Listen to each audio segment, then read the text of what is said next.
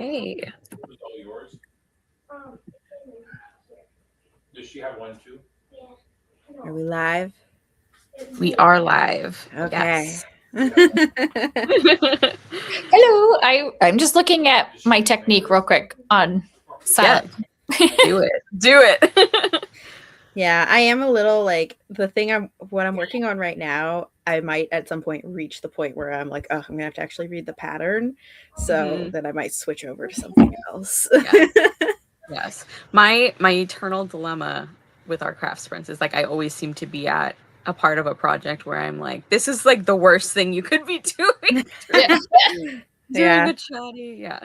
So I've been doing some more like small projects recently because I've been trying to spend less money on yarn and use up yarn that I already have. Yeah. Welcome to the struggle. No. Yeah, I don't have a huge amount of like extra yarn, but I still am like just trying to use some things up. So I've been doing some like smaller projects. Yeah. But yeah, I can vouch for pet blankets being very useful for that. Like not even blankets. That makes it sound way more grand, but like little squares that they like to lay on and cuddle with. Merlin might try to rip that up if I did that for him, but I did make him a sweater. So what you did? I made Merlin a sweater. Oh my God. That's so cute. Does he wear it? He has, yeah. I mean, this is his sweater. It has like a little turtleneck that turns down and there's like ribbing on the belly. That you share pictures. Oh, I have pictures. I just haven't posted them on my Instagram yet, but they will be there soon. Yeah. Okay. He looks. It's like a really dark green that looks nice on him, so he looks very dignified. Yes, very handsome. Yeah. Yes. Yeah. He's a gentleman. The thing is that it's like the type of thing where I'm like, well, he can kind of only wear this when no other dogs are around, because. So like if I take him on a walk or something, but like if he's playing with my parents' dog and like she jumps all over him, bites him, like, you know, playfully, but like if she could easily like just pull it. So yeah, right now he's wearing a little fleecy sweater because that is playtime approved. That's so cute. That's so cute. Yeah. If you put all that work in and then another dog just like shreds it off of him. Yeah, so he could wear it for walks, which it is wool, so like he could, you know, be very cozy on a walk. Yeah, I'm sure he loves the smells too. Like my cats like go nuts for he wants various to up wool. Yeah, various natural fibers. They're like smell like yeast, smell like prey. Oh my God. That was a whole thing. So I had some of those like wool dryer balls. Yes. And if he ever finds one, he is obsessed with it to the point where he gets like a little too possessive, and I'm like, you should not have this. I remember also you mentioning that. Like, psychologically does not seem healthy. Like or like he is not aggressive at all, but every dog has like their thing where it's like they're a little too intense about it, and I'm like, this is making me question if you would get snappy if I tried to take this away from you, you know. And I'm like, we don't need to find out if that is a thing, you know, because also like it smells like wool, obviously, but then also as he plays with it and it gets wet, it smells even more like wool, and it just he gets like more and more intense about it. It's not good. Trapped in a cycle. An unhealthy relationship cycle. Yeah. So he would love it if I let him have it, but not for him. So sometimes but I've got what they want is not what's good for them. Yeah. I think that's what my oldest wants to do, needle felting, but my cat, we have some needle felted ornaments on our tree, and the cats just like attack them. We have to put them up really high. I'm like, I feel like if you do that, homie, it's just gonna get eaten. They're gonna be like, or if you be like super careful about where you put it. Yeah, right, like sealed inside its own container at all times. We like I actually have a like the bottom row sort of ornaments on our Christmas tree is always like the cloth ones, because our cats will rip them off and run away with them. Like, so we might as well do the ones that are not going to break. That's kind of what I have done. I have given up on leaving the ornaments alone. I'm like, all right, fine, you can play with them, but only play with these. Yeah, these are cat approved. Exactly. Yeah, almost every day we find an ornament somewhere. Like it just is hiding somewhere in the house. And in fairness, like they do look and feel exactly like toys. Yeah. But it's like, no. They're like, you hung all these toys just for me. Yeah. Why did you put them on a tree though? So they're hard to get to. I guess I'll just knock things over until I part of the fun. Yeah. It's just part of their enrichment, right? That they have to climb. Yes, exactly. Actually, that has been like the enrichment thing has been a big part of like what I've been doing with my cats, because I think that is one of the like issues, the thing that's kind of causing conflict is like, for example, Lego, he will like scamper up to Nala and he'll kind of like chase after her, like playing tag kind of thing. Like sometimes he's more aggressive about it, but usually it's just like he clearly is just wanting to have a good time, and he's like, she will have a good time with me. And Nala said absolutely not. Like he honestly sounds like an angry lawnmower. Like she starts making these like grizzly bear noises and like growling and stuff, and it's like poor Lego just will not accept that she does not want to play with him. Aww. And I feel bad too, because like she will let Petey play with her, our other cat, and so it's like it just feels really mean. Like he's the kid on the playground that nobody wants to play with, and it's just so mean. So anyway, enrichment has been good, like little like puzzles or games and things like that. So yeah, I saw this thing online the other day about someone talking about how, like, you know, people forget about enrichment for cats because they always say like, oh, cats are low maintenance, like they don't really need anything, and it's like, well, no, they're also like smart and need, you know, mental stimulation and exercise. It just isn't, it looks different, you know? Right, it looks different, exactly. And I had like the same realization because like I guess I was assuming, because my cats are like a little older, like I guess I think of that as like a kittens and a like young adult cat thing that they like really want. Maybe. But it's not true. It's like, of course they want to do stuff, you know? Of course they want to like have interesting things to like play with and sniff, and so it's been actually really good for all of them, just like having activities and stuff. And I feel bad that I hadn't thought of it before, but you know, better late than never. Yeah.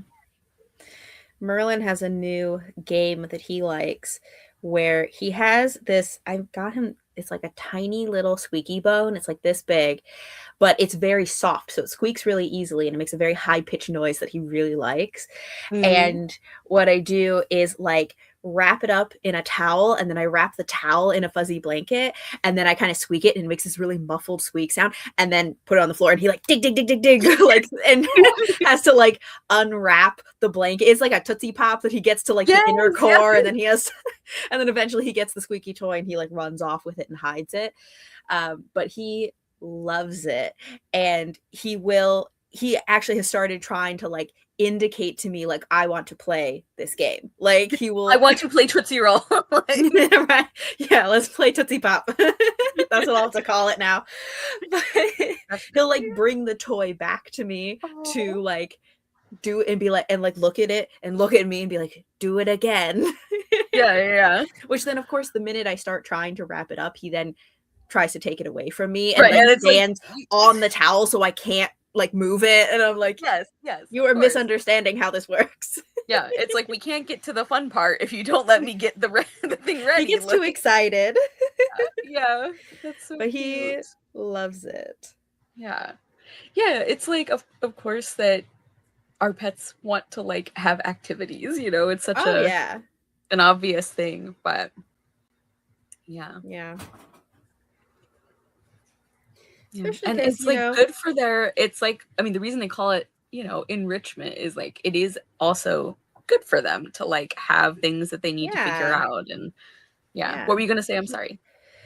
Oh, I was just, you know, I always, you know, I feel like enrichment is something you hear for like zoos and stuff, and like but the thing is, you know, our pets are in captivity. It's very benevolent captivity, I would hope, but like they are still, and so they can't like do whatever they want. And also, I mean, cats have instincts too, but like dogs, you know, certain breeds are like bred for certain things, so certain like behaviors are like literally part of their genetics, and so if they don't get to use those, it's extremely frustrating to them. Yeah. Actually, so like one of like I ended up doing a sort of like online like consultation type thing, like for it sounds, I don't know, maybe this sounds like, is it a pet silly. psychic? Not a psychic, but it's like I feel like it would be fun to do a pet psychic. Like, I don't know how much I believe in it, but I do feel like it would be fun. This is not at all like no, that. okay. It's more about like training and behavior and stuff. Okay, yeah, like behaviorists are a thing that are not like psychics. Yeah, okay. Exactly.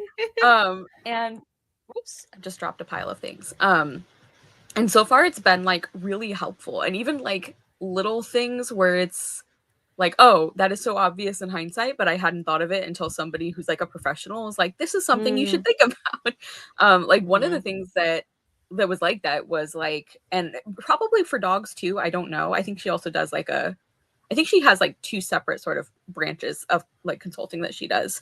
One for dogs and one for cats. So I don't know how much similarity there is, but she was saying how like when you're playing with your cats and like their playing is like pretend hunting, you know, like they're like running after something to try and catch it, and like all the toys tend to look like fish or like, you know, rodents or something like that. And so one of the things that she said is that like when they're done playing, make sure that you give them just like a little tiny bit of like food or a treat or something, because you want to signal to them that like the hunt is done and you caught the thing. Good job. Like you don't want them to be frustrated. Yeah. And that makes a lot of sense, especially because like one of the things that we're hoping the playing is going to help with is the like conflict between cats and stuff. So anyway, it's been really interesting and like really helpful. And yeah, teaching me things about cat psychology and behavior and stuff. Yeah. So. That's good. Yeah, I've thought sometimes that I should do something like that for Merlin, just because he has honestly complicated dog psychology. Sometimes I'm just like, what is going on in your little brain? But yeah, I've also heard like with dogs, not necessarily giving them food, but like there are certain games, like I've heard that like playing tug of war can be really confidence building for them, because if you let them win sometimes, so they start to really feel like I can do things, you know. That's so cute. Yeah, but I feel like confidence to face the world. Yeah, but I think that also any game where they can be successful, like his Tootsie Pop game, like I think that also builds his confidence, because it uses more of his like beagle instincts, because a lot of intense sniffing happens while he's doing that, because it squeaks and then he like buries his nose in it and really like,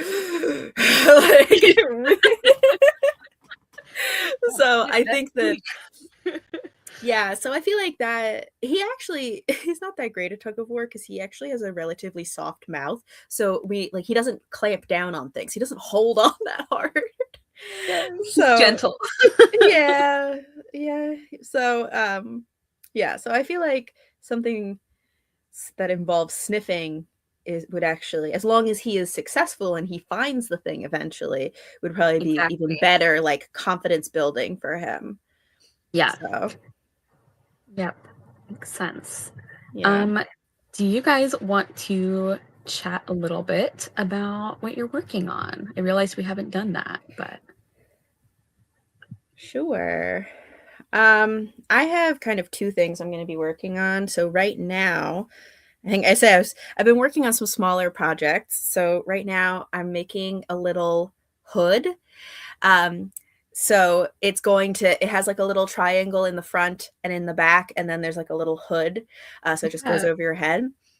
And so I'm working on that. But when I finish this triangle, I'm going to have to actually read the directions. I probably will switch after that to hand sewing some buttons on something, because I recently So there's a sweater that I made earlier this year, and then to go along with it, the sweater pattern was a turtleneck, but I don't always wear turtlenecks, so I made like a little cowl to go with it.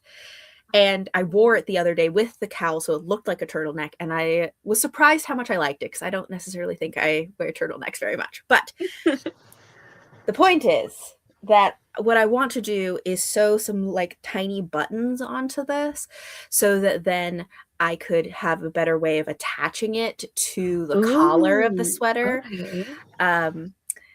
Yeah, so I have like my box of buttons, and I have this, so I will probably be hand sewing some buttons once I get to a stopping place with my little hood. Cool.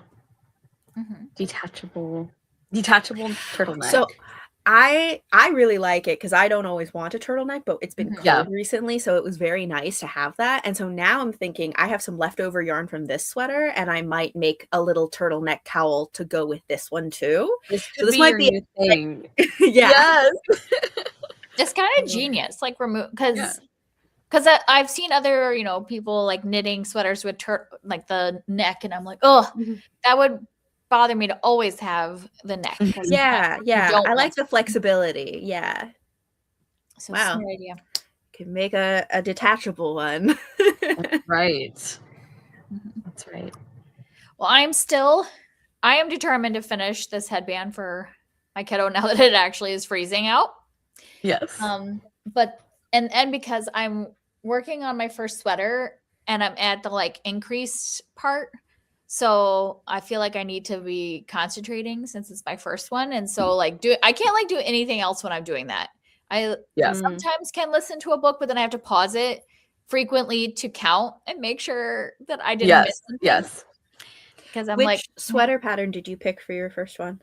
The one that you recommended, with the video. I can show you. Let me grab it. I can show you like where I'm at.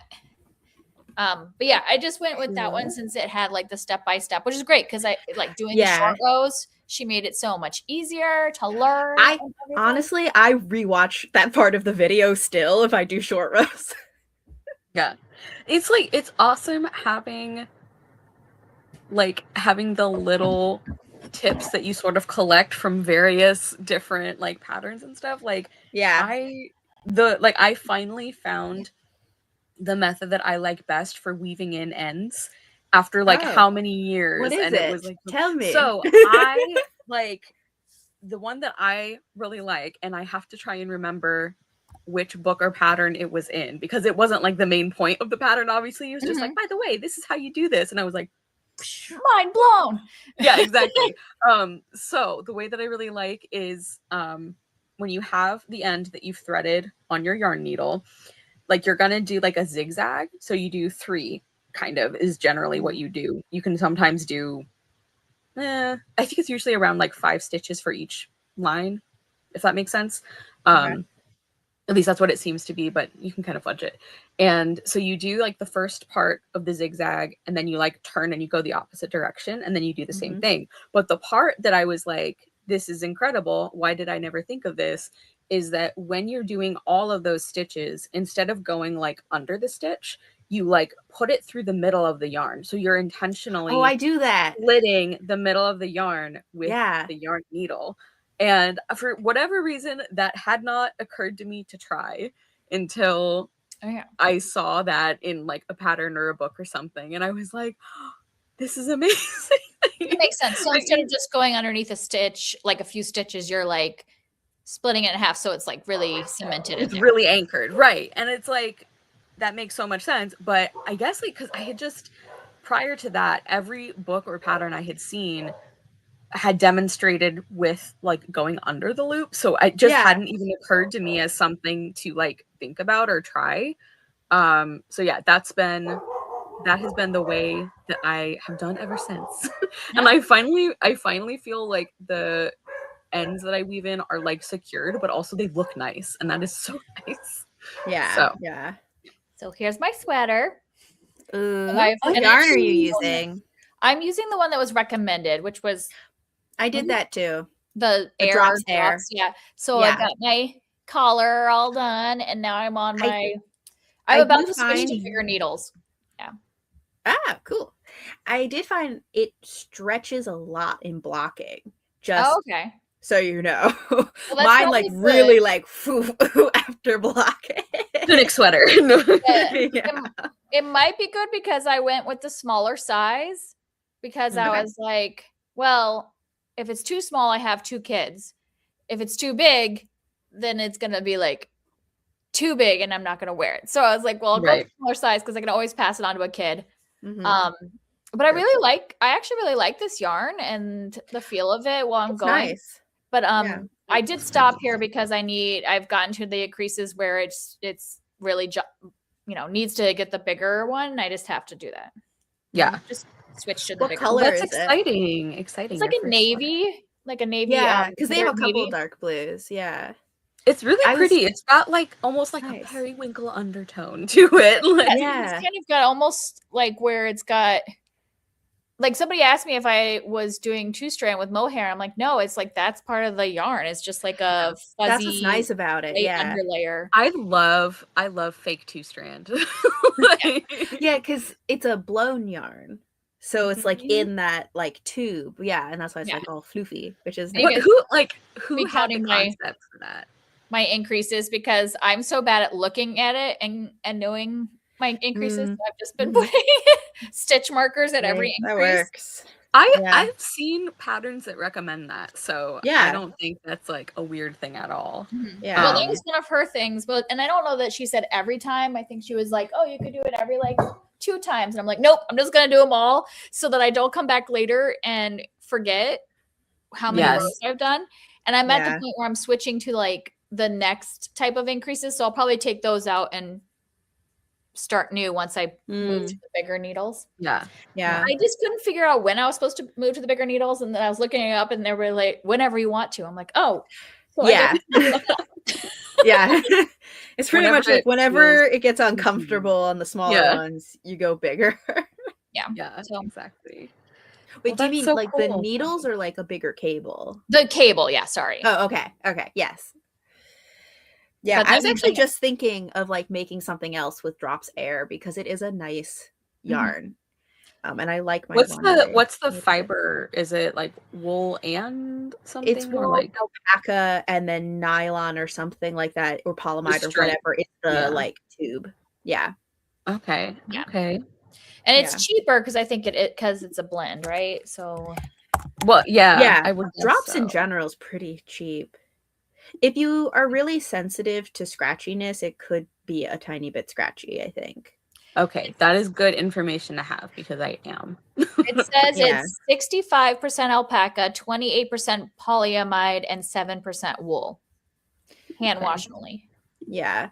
So like on like when you touch it, it just feels very soft. But I have found that my sweater, like when I first put it on, I was like, this is a little scratchier than I was expecting. Right. You have like to sort of do like a little adjustment, sort of. Yeah, it's not like so scratchy that I was like, oh, I can't wear this. But if you're like hypersensitive to that kind of thing, it might be a little much. I have found that I can put up with, like, I can kind of adjust to a little bit of scratchiness. Right, right. Luckily, I live in a climate that I mean, like currently, if I wear a sweater, I'm wearing a long sleeve underneath or a turtleneck. Yes. That also makes a difference. I was gonna say it's been below 0 for like 2 weeks now. Yeah. We're in winter wonderland right now. I came back from Thanksgiving in South Carolina where it was like 70s, and then we came back to like our driveway covered in snow, and so we had to like park in the road and go and like clear the snow and everything. Yeah. Welcome home. Yeah. You can't get to your home yet. Yes.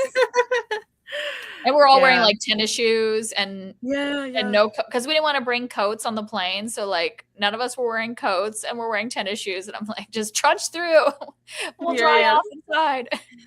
Yeah. It actually snowed today where I am. This is our second snow of the year so far.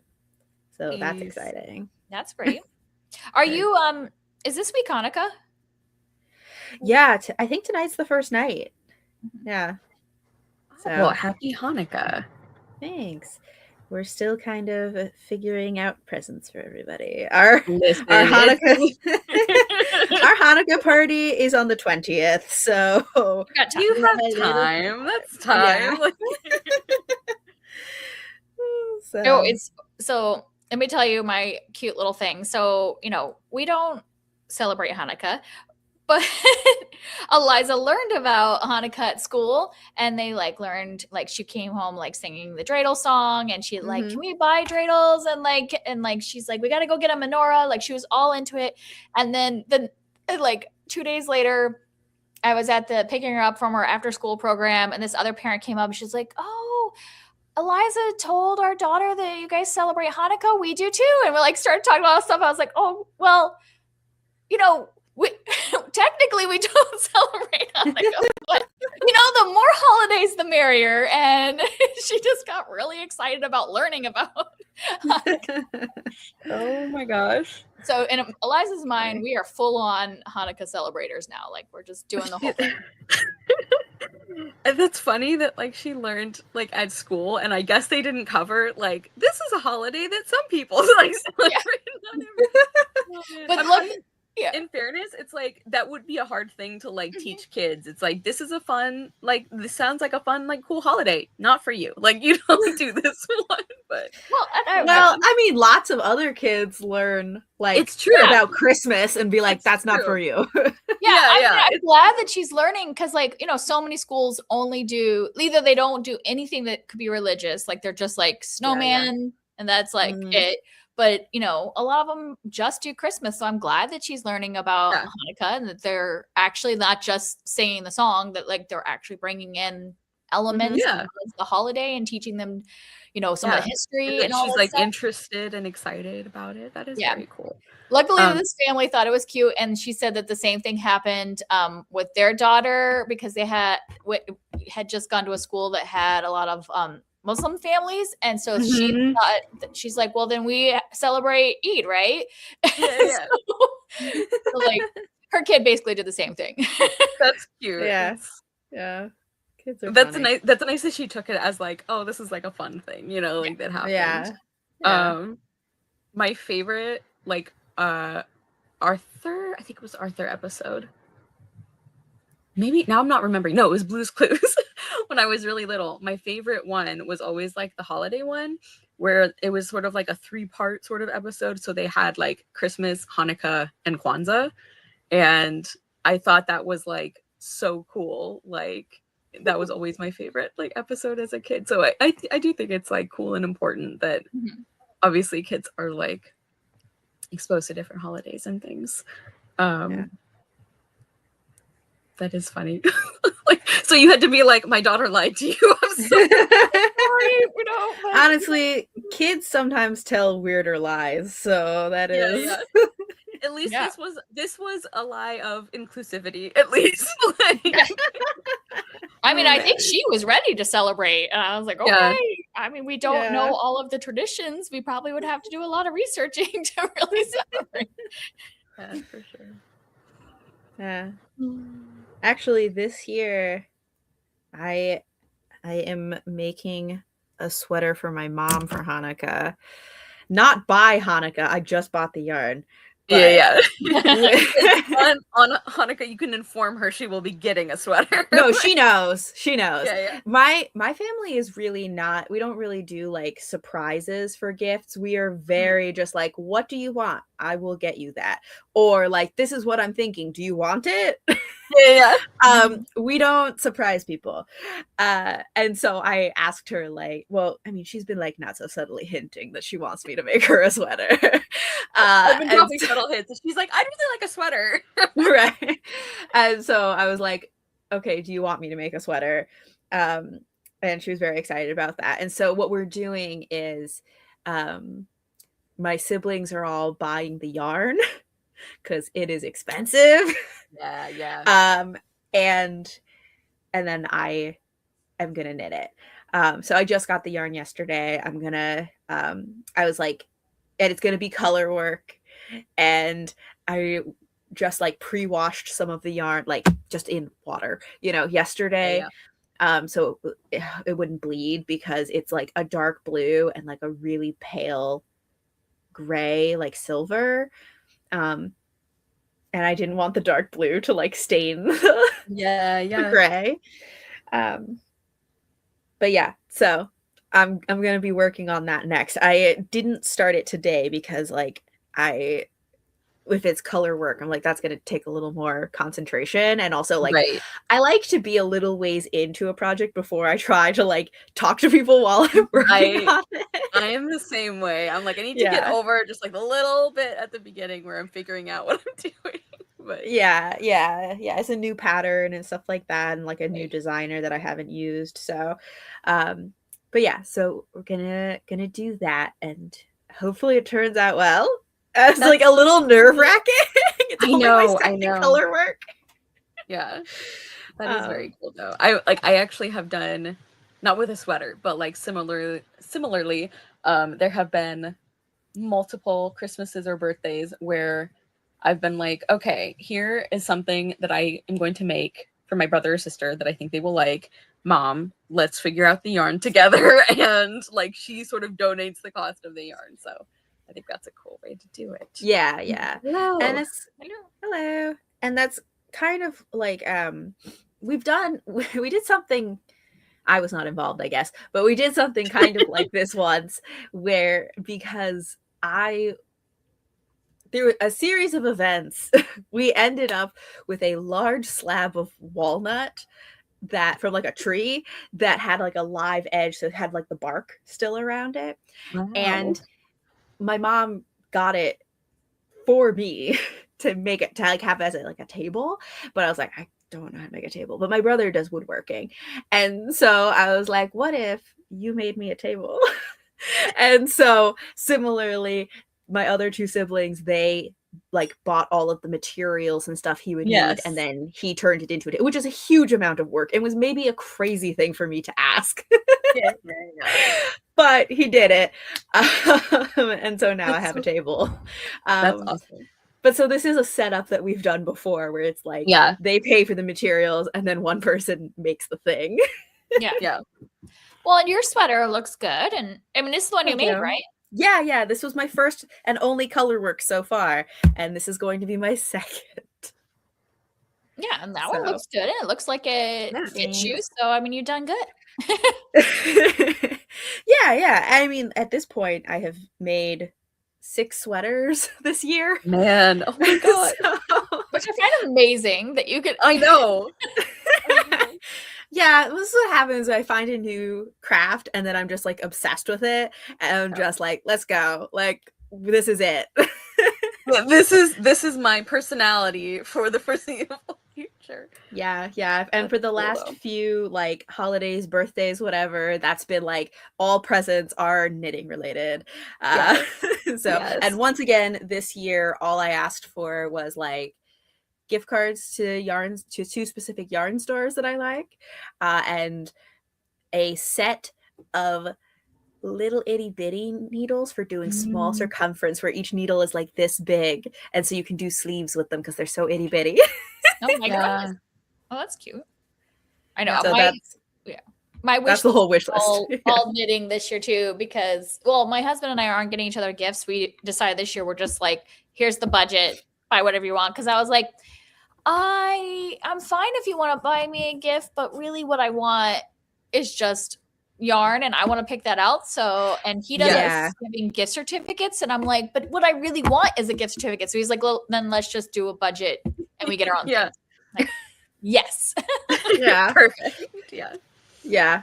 That's essentially also where I'm just like, I just want to be able, like, I don't want to spend a lot of money on yarn, but also I want to buy lots of yarn. So here is a simple way to solve this dilemma. Yeah. I have so many things that I want to make. So it really is something where like the person doing the craft has to be like, unless like you have given very specific parameters and or the person shopping is also in the craft. Like, I feel like it's such a personal thing. Like, it's not something that you can just like walk in and pick out for I another feel like that's person. how a lot of hobbies are, though. Yeah, like if you're not definitely. in the hobby, like my brother, like the stuff that he wants that was for like both his birthday and for Hanukkah and all of these things are all like boat and fishing related, because he has like a kayak and he goes fishing, and I'm like, I don't know anything about what you need for a boat. Yes, Like, I will trust you to know. Right. And he's like, oh, this is what I want. And I'm like, I don't even know what that is, but okay.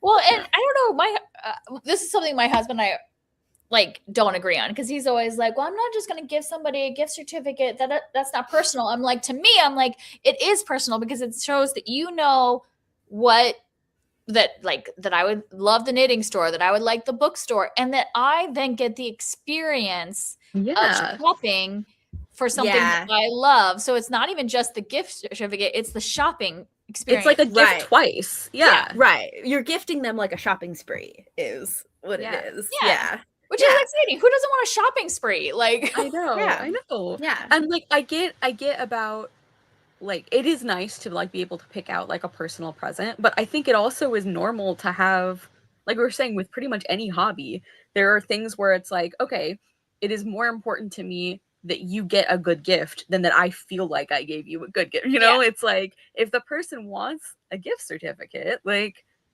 that's not a bad gift. Like, they're like literally saying, this is what I want. So. Yeah, it's like that's you're just giving them a gift certificate to Walmart. Like, you're giving it to the right. It's like they want something specific. Like my sister, what she just wanted was like, she's like, I want everybody to just go in and get a really big Sephora gift card, because she wants to really like overhaul her makeup, and she wants to be able to just like go and buy stuff, you know? Yeah. And like that's a specific thing. She also is kind of making a career pivot, so she wants to kind of change her makeup and stuff like that, I think, to kind of feel like the vibe that she wants for all of that. And it's like, that seems like a good reason to me. Like it's really, it's about like, it shouldn't be about you feeling good about, like, I don't know, that sounds right. weird to Well, say, this is the thing, but is also like, if you give people a gift that they don't actually want, then it's more of a burden. Like, I would rather give them something that they actually want, even if it's not a surprise, even if it's a gift card, like whatever it is, then burden them with something that is a surprise that they don't want. Right. And also, I will like, oh, go ahead. No, go ahead. Sorry. I was just gonna say, in my family also, I think we are all very particular about things, and so it can be difficult to pick things out for people, because it's not like, I don't know. I know I'm very particular about things. Like, I am probably very difficult to get gifts for, because I'm like, even if you can figure out like the genre of thing I would want, you may not be able to figure out very specifically why, like, this one versus that one. I have very strong opinions about, like, a lot almost of details. Identical, but one of these, like, there is a detail that I have a strong opinion about that you didn't know. So I'm probably very annoying to get gifts for. Except that you are somebody who does appreciate like gift cards and gift certificates. Well, so this is the other thing, is that I'm like, well, at least one of the things that does make me easier to get gifts for is that I have hobbies. And like, there's some people who don't have hobbies, and then I'm like, well, I don't know what to get you because you're not interested in anything. Like, so I can't even like pick the right store. Well, that's why I'm also a big fan of gift receipts, because I can still get excited about somebody getting me something. Like, you know, sometimes people are like, well, I can't get you books. I'm like, you can get me books and just get a gift receipt, so that if I have that book, I don't have to feel like bad. Like, we do it at our work. We do like it's kind of like Secret Santa, but we don't call it that. You know, like, it's where we draw names, and we do that like a couple times during the year. And my person over the summer was like awesome. They were getting me all kinds of really cool things. And then it's usually cheap things. So they made me things, or like drew pictures and stuff. And then we do like a party where we exchange like kind of a bigger gift, but it's still supposed to be like under $20 or whatever. And they got me a book, and it was so cute, because to buy that book, they had secretly left me like a quiz of like romance, mystery, you know. Oh, that's so cute. sexy times not, you know, like, and had to go through all these things and then picked out a book based off of what I answered. And it That's was cute. a book that I had already read and already owned. So they put but I was Means still that they picked a good one then. yeah. So then I was actually excited. And she had put, or they, sorry, had put in the gift receipt. And I was like, yes, I own this book, but I'm so excited that you picked out a book that I gave 5 stars to. Like, yeah, like because that's Nice. such a thoughtful gift. The Yeah. fact that you had picked it out for yourself doesn't change the fact that this was a really great gift, and it's that is really really cool. Gift receipts are nice for that. Yeah. I do think it's maybe easier to gift books to people who are not like as big readers as probably we are. Yeah. Yes. Because especially like for me, I know that I'm like, okay, even if somebody did go like, oh, like fantasy or something, like a lot of fantasy that you're going to find in the bookstore, either if I'm interested in it, I've read it, and if I haven't read it, I probably already know I'm not interested in it. And so then I'm like, again, I'm probably very difficult. I'd be very annoying to try and buy a gift for. But like I gift books to like my dad and my brother sometimes because they like to read, but they are not as like, you know, obsessed with the like they're not like reviews and like they just kind of pick things up like a normal person. And so it's easier to like gift things because I'm like, I am pretty sure I know more about, like, I know exactly what they have and have not read, and I am very aware of like what's out there and then trying to match them to books, and I'm like, I feel like I can do this. You just reminded me of like the bit in Parks and Recreation where like Ron goes into Home Depot and they're like, "Can I help you with something?" I know more than you. I know more than you. That was, you know, not that I know more than you, but this was something I was thinking about the other day when I was at the yarn store buying yarn for my mom's sweater. And I am sure I do not know more than the people who work there because I've only been knitting a year. However, I'm like, I need some way to communicate that I also know something, because sometimes they start like, and like they're trying to be helpful, which is great. I'm not, but also sometimes they're like go on a long explanation and I'm like, I understand what the difference between stockinette and garter stitch is. You don't need to tell me. Like that's okay. I know what a DK versus a worsted is. Like we can like assume that I have this knowledge base and then we can have a conversation. So like I know they're just trying to be helpful, and I'm not a clear, like, not saying I know more than them, but I'm like, I need some way to signal that I also know something. Right. Like I didn't just like wake up and walk into a yarn store and I'm like, what do I do? Like like I have been doing fiber arts a long time, and I have at least a decent like foundation now in knitting. Well, see, I'm the opposite. I go into the yarn store and I'm like, I need you to take me by the hand and you tell me, because even though I've done a few things, I still don't fully understand. You know, I need somebody like, am I supposed to use superwash in this, or do I need to stick with like something that's just a hand wash? Do I need like this size or that? You know, like I still need them to like hold my hand. Yeah, well, and then that's great. That I'm sure that, and then they're there to do that. Yeah, so we just need different buttons that say like, I need like a little sign, like a little vest that dogs wear that say like, you know, like nervous, don't pet or something. But it's like, I have knit before. Like actually seen, I don't remember what stores it was, but like I have seen they have like different colored baskets where it's like, I do need some help, or like, I know what I'm doing, do not engage, like kind of thing. That's smart. That's funny. I like that. I will say, in regards to the like surprise thing, mostly, so like my family, we do a Christmas list or like a wish list kind of thing. So we do have like either specific things that we want, or it'll be like, I really need a blank, like a replacement for this, and this is the kind of color I think I want, or you know, something like that.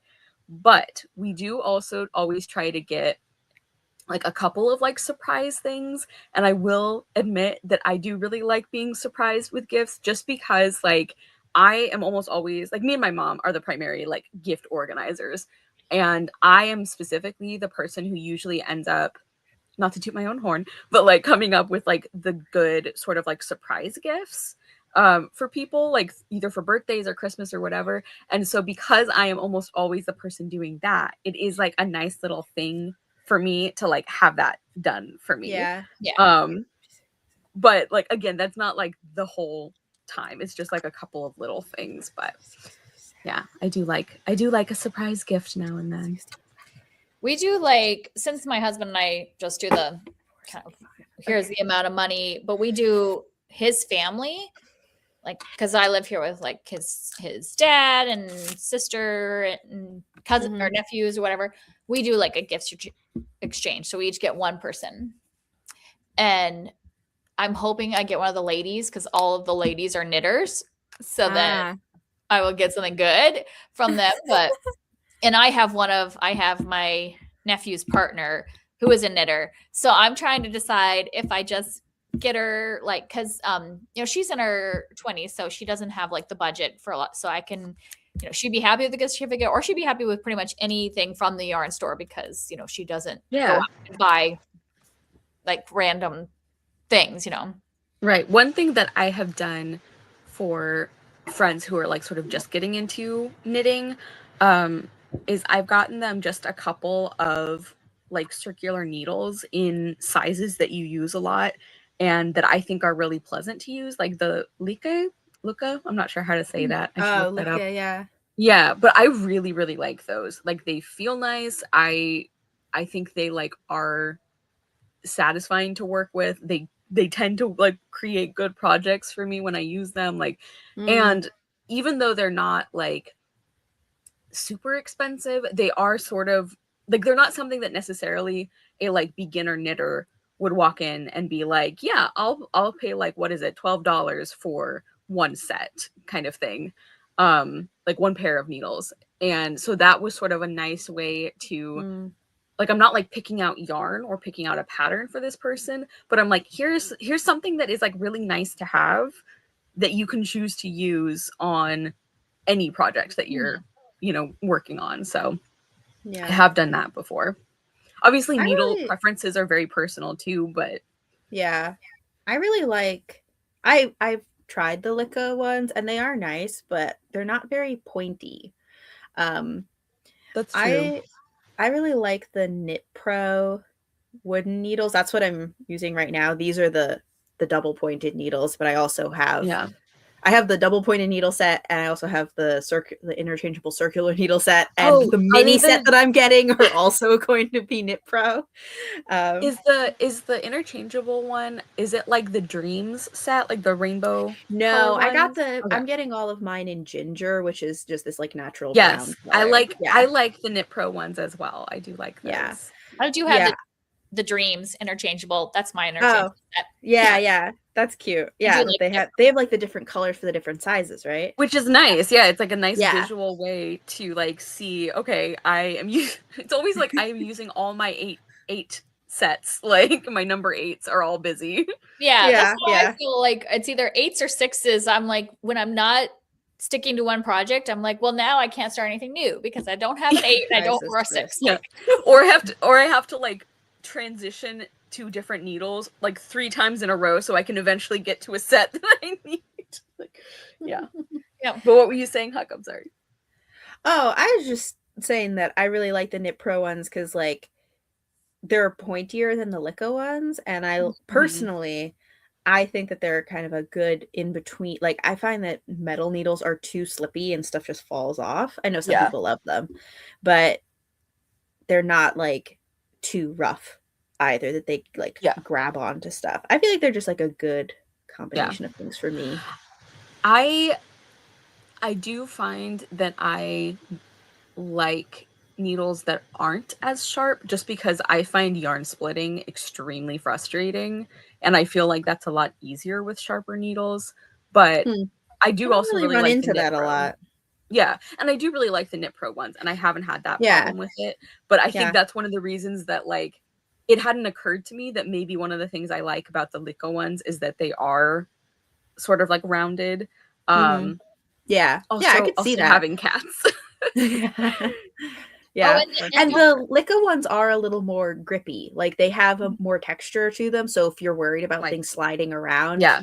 like they're a little Yeah. too textured for me, but if you want something that's like a little more grippy, those would be good. Yeah.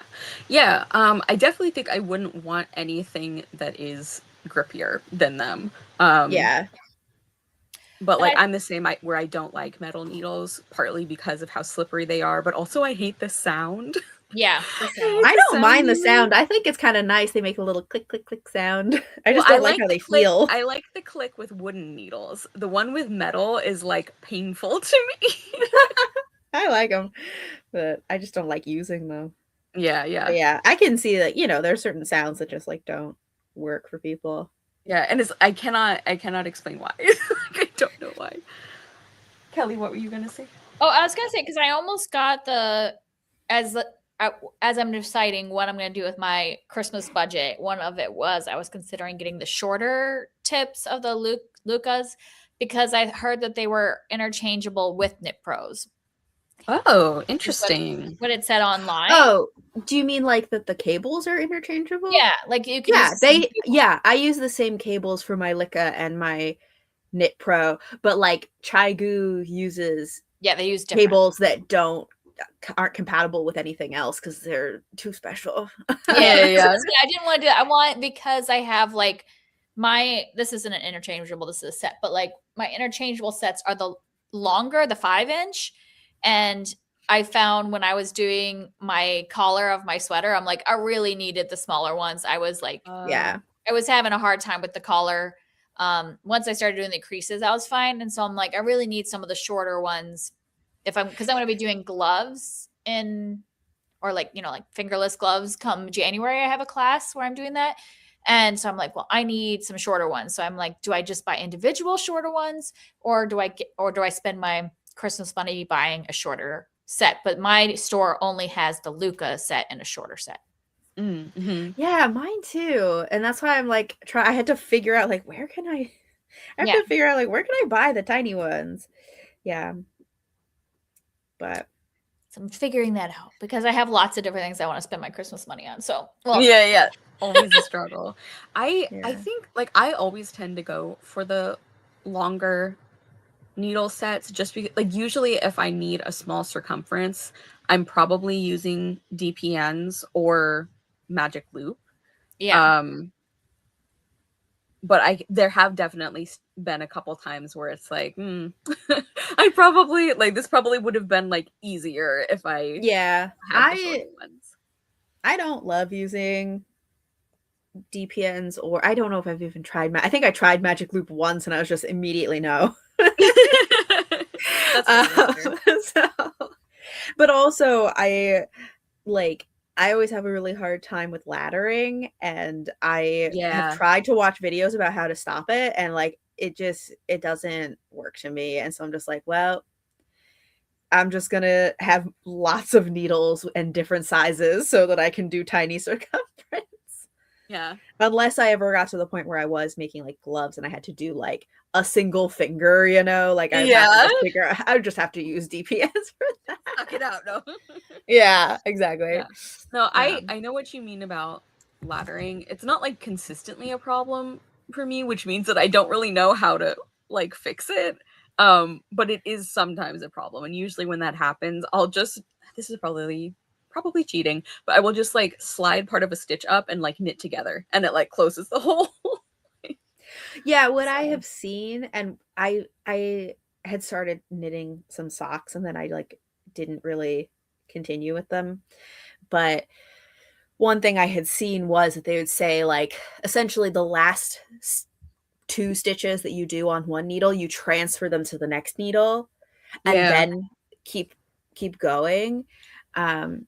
Just so that the ladder just like you kind of bypass the laddering and because like you don't create like the same repetitive and so that does kind of mean that where you are like where your needle that kind of like spirals, which you wouldn't see in the stitches, but I could imagine that could be a problem if you needed your needles to like start and end in certain places. Right, like if you're doing like a cuff that has like a pattern or something, like Yeah, so, you know, but I was like, I feel like that would work if I actually did it. I feel like that would So. work if I actually did it. My problem though is that like I have a set of like set circular needles for Mhm. sock knitting, but they are metal. And so everything just slides right off. And I'm like, the yarn and stitches are already so tiny. And then they Yeah. just slide right off the metal needles. And I don't like this. But also, they're so tiny that like you can't really make durable wooden needles that are that tiny, you know? I know. The only like there's only been a couple like a few times that I have had a needle break, and all but one has been like the very small like sock needle ones, because I just think it's so hard to, like you said, to make them sturdier.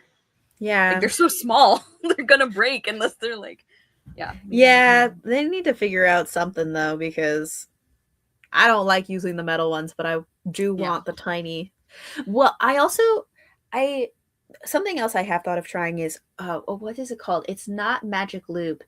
It's like moving loop or something like that, which is a similar concept, except you don't end up with laddering because it like moves around. Mm-hmm. And so I was like, maybe I would try that. I don't know. Yeah. I just realized, like, I think when I do magic loop, I think a lot of times I do end up like sliding some stitches to the other needle once in a while to like prevent laddering. Yeah, but again, not consistent with it.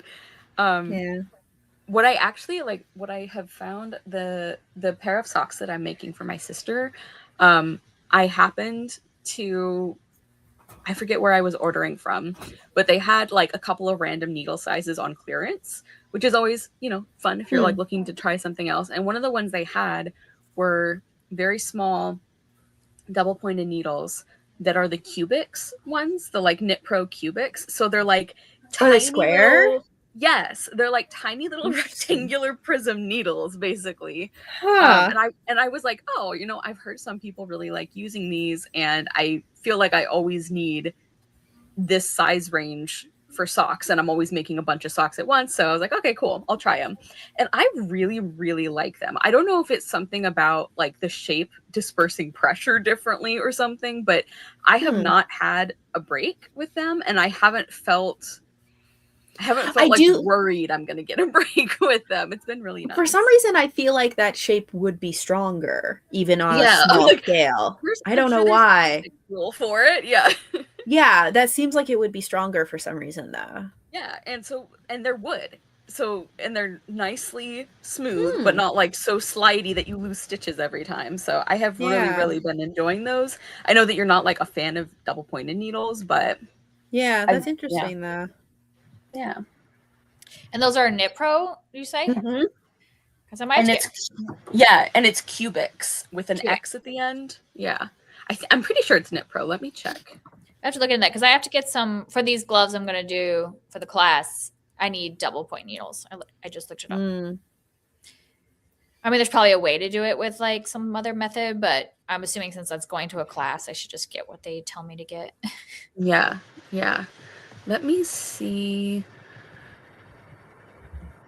I've also never done anything in a fingering weight, and so this will be like my first fingering weight.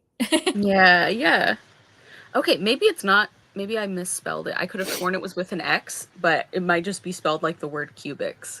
Because that's what I'm finding online here. But yeah, like I've only used this one set, but I have so far been really, really happy with it. And I think I'm going to get a couple others in like sock needle sizes. Because I'm tired of them breaking when I use other ones. Yeah. Do you like plan ahead for your knitting, like certain projects you want to do for the year or like goals that you have, or do you just kind of like do stuff when you feel like it throughout the year?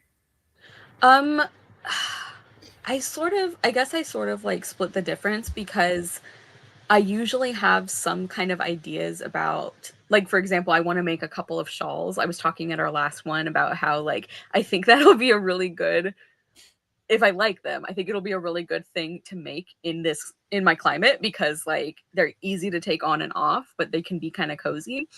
So I'll have sort of goals or directions, but I don't really structure them. I would like to be a lot more organized with like planning what yarn for what projects, because I always think I'm going to remember that and I never do.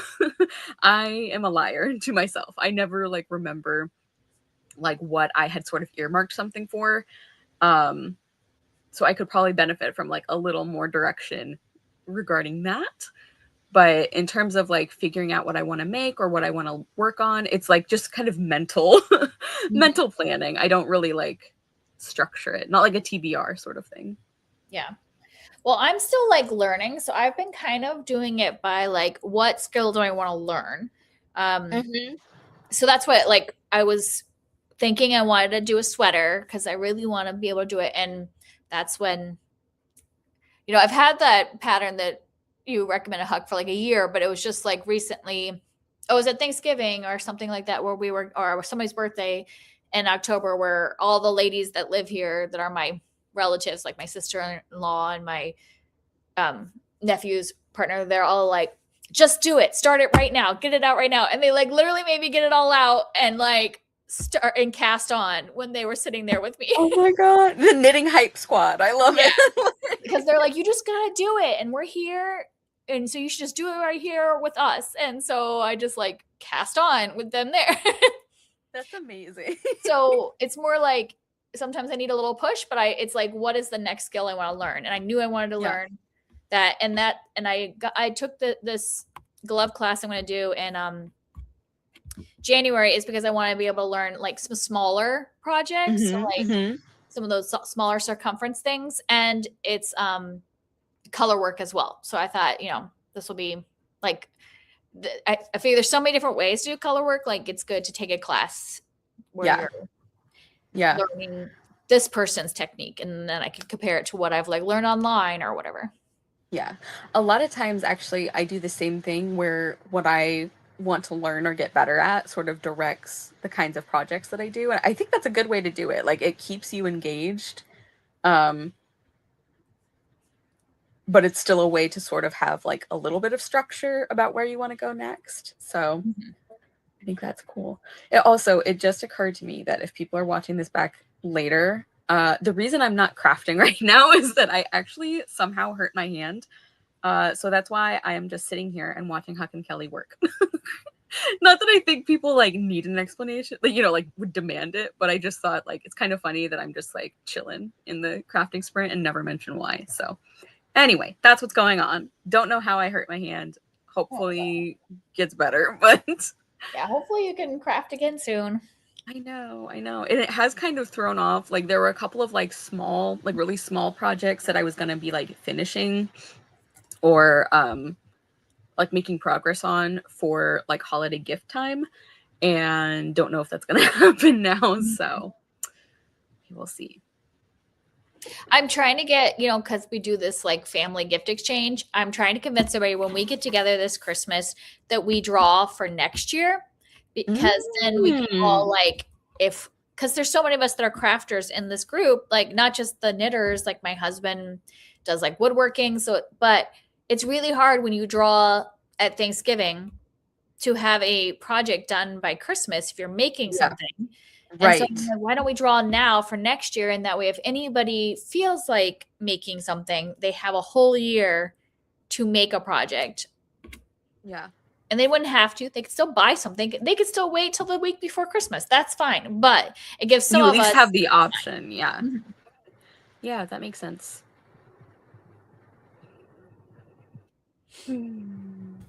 Sorry, I've been counting. Like I'm listening, but I also am counting.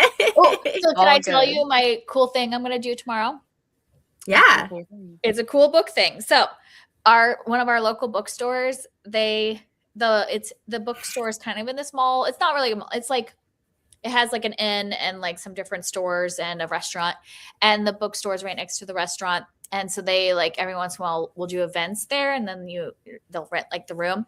And this is I'm doing Christmas present speed booking is what it's called. And yes, so they picked out books that they think would be good, like Christmas presents.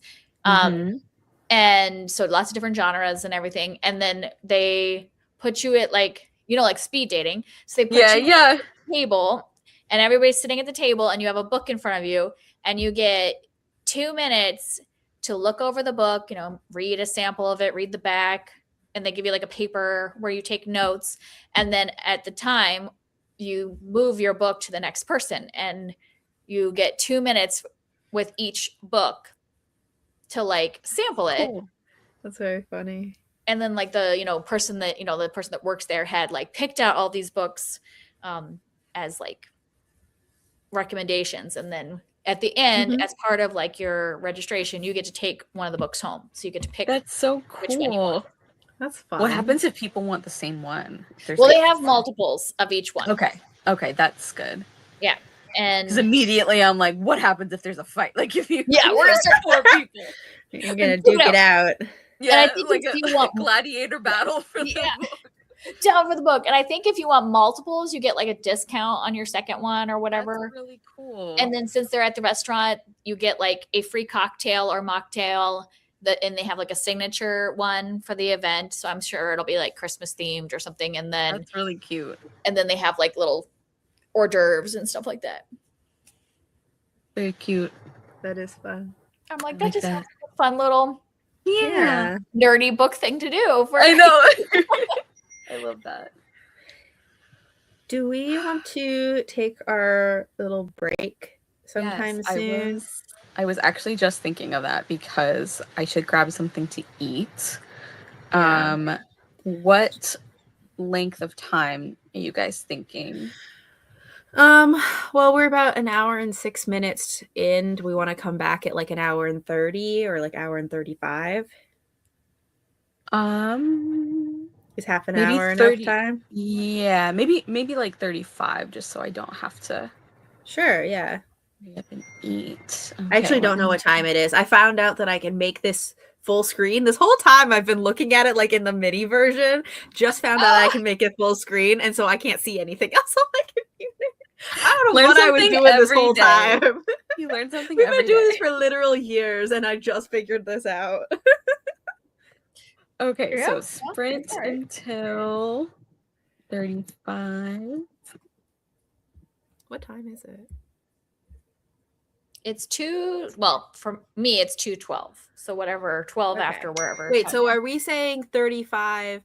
I was going by our timer of how much time we've been on. So you're saying like run time of an hour and 35 minutes. We're at an hour and 7 minutes right now.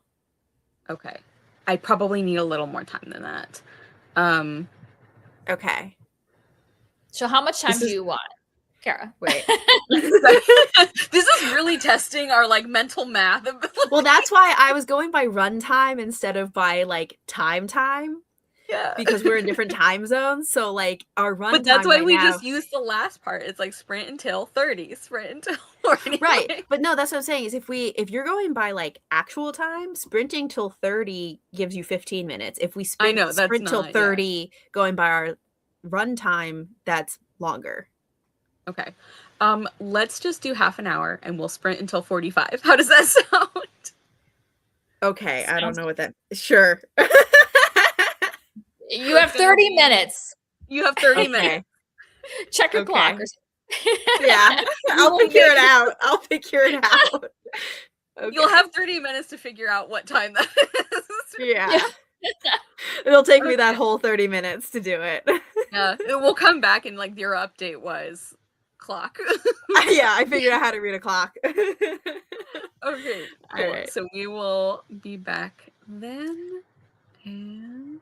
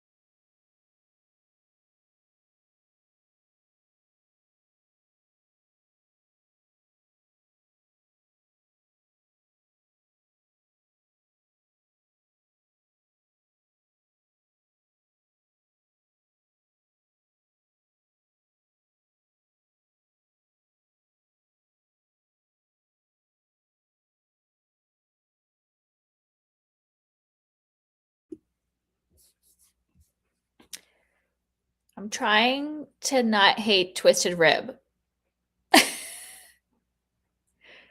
Oh, you're still muted. Thank you. How is that going? The not hating twisted rib. It's not going because I finally figured out like how to hold my yarn when I'm doing like something continuous, where I can just do it. Yeah. But for some reason with twisted rib, I just can't. I end up just having to drop and reposition. I just cannot figure out how to like keep it in one hand and keep going. Yeah. Is twisted rib the one where one of the stitches is like front, like back to front or front to back or something? Yeah. So you knit to the back loop and then you purl through the back loop. Okay. Yeah. I find that a little more like mechanically easy than regular rib, but just rib in general is not something that I enjoy or that I can get into like a rhythm with. And it's like a necessary part of constructing almost anything, like at least garments. So I need to suck it up, but not my favorite thing. But at least in most garments, you only do it for like a couple inches, where this is like 7 inches of it. And I'm like, this is why it's taking me forever to finish this. Yeah. Because I will never again do something that is all ribbing. Yep. Yeah. There was like a really cute like pattern for like a top, it looked kind of like a sleeveless blouse or something. And I was like, oh, and I was like looking at the details and I'm like, oh wait, this whole thing is in ribbing. RIP. I will never make this ever. Walk away. Deleting it from my mind. Yeah. Because I know myself. I mean, even like a sleeveless top obviously is a lot less fabric to make than like a sweater, but it's still like that's so much ribbing, which is the thing I hate most. Yeah. Why would I do that to myself? Sorry, I just dropped something and I can't figure out what. So now I'm very confused. Oh no. Have you already switched your project or like? Yeah, I'm in the process of switching over to sewing these buttons. Oh, so it could be, is it a button or is it like? No, all of the same buttons are here, so I don't understand. Was it like was it a big something from the side? No, it was small and it hit my foot as it fell, but now I can't see it. I don't know. I'll find it later. Well, just don't lose your needle, because that happened to me when I was patching one of my kids' things and I stabbed myself and then lost the needle because I freaked out, and then I never have found that needle again. And I'm like, someday we will find that needle and it'll probably not be in a good way. Yeah. Oh my gosh. Yeah. Yeah. Yeah. My short-lived attempts at embroidery when I was younger, I was always like so stressed about like keeping track of the needle at all times. I mean, I wasn't that little, but and honestly, like if I were doing it now, I would still be equally as stressed, I think. About it's important to know where your needles are, especially with pets. Exactly. I think I might have mentioned in one of our previous sprints that like my cats seem to especially enjoy trying to lay on the knitting needles, and when that's like sock needles, that's really bad because those are like really sharp. And so I like, there's been multiple times where I literally had to like cover it with my hands or my body to like protect, especially because like Lego will scrape his face on anything. Like he loves like marking and rubbing stuff. Like one of his nicknames is Marky Mark because like he just rubs like every corner to ever exist. He loves it. And it's very cute, except when it's dangerous. Like when there's knitting needles involved, like literally shaped like tiny weapons, and he's like, I'm gonna put my face on that. And I'm like, no, you're not. You are not. So yes, very important to keep track of various implements when you have pets. Yeah.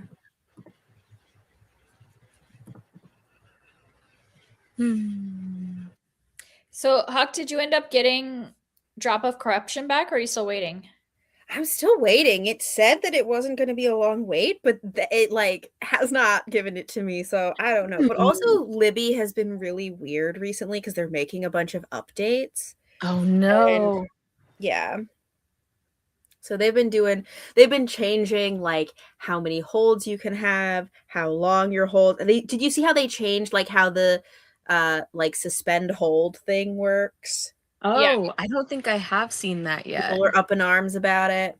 Yeah, I'm not a huge fan of it because then I forget what I have on hold. Yeah.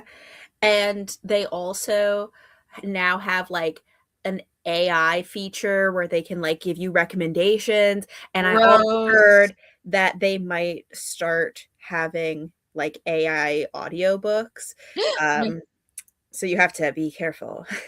Oh my God. I honestly might stop using them if they do that because like I don't know. I feel like the library is more important though to me than like, that's true. That is true. I don't know though, like because I could still use I Hoopla would for maybe my public submit library. a complaint somewhere if there's like a feedback feature. I would send a very angry complaint. That's true. That's true. Yeah, it is a good point about supporting libraries. And also just making sure that you're like not using like taking out figure out ways to tell like which are the AI ones and stuff like that, so that then it's like if they go like, well, no one's taking these out, so we don't need them. Yeah. Yeah, I mean, I guess if they're doing it for accessibility, that like, you know, not every book gets an audiobook production, if they're doing it so somebody who is I think that is like, I get the argument, but I also think that is an excuse for AI usage. Yeah. I wouldn't want to listen to an AI one because it's like part of it is the artistry of the like narrator too. I don't know. It's also just like wildly unethical and like Yeah. using that for something that is supposed to be a good thing, like accessibility. Like I also feel like that's like an excuse that that people are using. Because like if it is for accessibility purposes, there are other ways to support and create like disability friendly content, you know? Like I know that like libraries obviously have very tight budgets for things, but I don't know, whoever would be involved in making the AI audiobooks, I'm pretty sure you can put those resources somewhere else, you know, like. Yeah, it's, I don't know. The other day I was talking to my dad about AI and I said something about, because I had seen somebody described it as like, it's a plagiarism machine. And so I like described it that way. He was like, that's a very incendiary way of putting it. And I was like, yeah, that's the point. I'm not worried about hurting its feelings. And also it's like, yeah, I'm not trying to like push it. I mean, like, yeah, it's a plagiarism machine. I don't care if that's like an incendiary way to put it. But it's true. I have so many people in my life that are teachers and professors. Like my sister-in-law is a nursing professor, and she says, like, you know, often you can tell, especially on the cited like sources, and she's like, it's so prevalent, and she's having to have all these conversations. She's like failing students, and they're like so offended. It's like, but you did not write this. Like, you putting a prompt into an AI generator is not you writing a paper. You haven't learned anything. Like, you're not stating sources correctly. Like, you're not learning anything. And so then, like, all these people that are going, I mean, and she can't catch them all, but like, you know, it's like you are like ruining your whole like college career by like getting an F on this big term paper. Yeah. And then they're like offended, and it's like, well, you didn't do it, the work. Yeah. Yeah, I don't understand how you would be offended by that. It's like, what do you imagine is happening? Yeah, it's like, what? Of course we're going to fail you. I mean, yes, you're going to have to tell whoever, you know, if somebody is supporting you in college, you have to go home and tell them that you didn't pass this year. And it's like, well, that's your problem. Right, you should have considered that, perhaps. Like, yeah. Yeah. I have like yet to hear any argument for like why we need AI that has like swayed me at all, because even like there are stories about like, oh, it was used for this thing and that's really cool, and I don't mean like any automated system, I mean like specifically the what we talk about Like as like AI. generative. Yeah, like Generative chat AI. GPT, right, like Yeah. chat GPT and There's all a of that. difference between generative AI and like the types of AI that's used for like, I know people always make the argument of like in the medical field, and it's like, yeah, that's not generative. That's looking Right. at data and finding patterns in large data sets that humans may not be able to do as quickly. That's not the Exactly. same. I'm talking about Exactly. generative AI. Yeah. And actually even that like medical like pattern finding thing, I have read more recently that like, so one of the ones that got a lot of like news coverage was about like looking at like breast cancer screenings, or specifically at like mammograms, and being able to pick out better than humans can what might be cancerous, which is obviously like a hugely important application if that's the case.